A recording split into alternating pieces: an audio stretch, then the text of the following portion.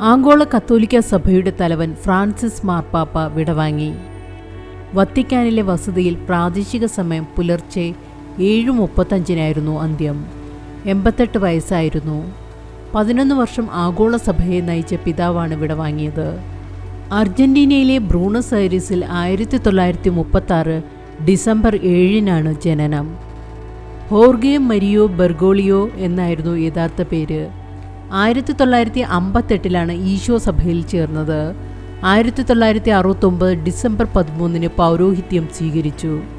2001 ഫെബ്രുവരി 1 കർദിനാളായി. 2013 March 13 മാർപ്പാപ്പ പദവിയിലെത്തി. കത്തോലിക്ക സഭയുടെ 266ാമത്തെ മാർപ്പാപ്പ ആയിരുന്നു. ഇന്ത്യൻ യാത്ര എന്ന ആഗ്രഹം സഫലമാകാതെയാണ് മാർപ്പാപ്പയുടെ വിയോഗം. അടുത്ത വർഷം ഇന്ത്യ സന്ദർശിക്കാനുള്ള ആഗ്രഹം മാർപ്പാപ്പ പ്രകടിപ്പിച്ചിരുന്നു. പ്രധാനമന്ത്രി നേരിട്ട് ഫ്രാൻസിസ് മാർപ്പാപ്പയെ ഇന്ത്യയിലേക്ക് ക്ഷണിക്കുകയും ചെയ്തിരുന്നു. കത്തോലിക്ക സഭയുടെ പരമാധ്യക്ഷൻ എന്ന നിലയിൽ വത്തിക്കാൻ സർക്കാരിലും സഭയ്ക്ക് അകത്തും കാലോചിതമായ പരിഷ്കാരങ്ങൾക്ക് തുടക്കം കുറിച്ച വ്യക്തിയായിരുന്നു ഫ്രാൻസിസ് മാർപ്പാപ്പ. ലോക സമാധാനത്തിനും അനുരഞ്ജനത്തിനും വേണ്ടി പ്രവർത്തിച്ച അദ്ദേഹം വൈദികരുടെ ബാലപീഡനങ്ങൾക്കെതിരെ ശബ്ദമുയർത്തി. ഭരണരംഗത്ത് പങ്കാളിത്തം ഉറപ്പുവരുത്തിയെങ്കിലും വൈദിക വൃത്തിയിൽ സ്ത്രീകളോടുള്ള സമീപനത്തിൽ പരമ്പരാഗത നിലപാട് അദ്ദേഹം തുടർന്നു.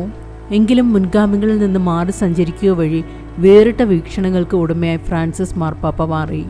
സുവർഗ അനുരാഗികളെയും ദൈവത്തിൻ്റെ മക്കളെന്ന് വിളിച്ച മനുഷ്യസ്നേഹിയായിരുന്നു ഫ്രാൻസിസ് മാർപ്പാപ്പ.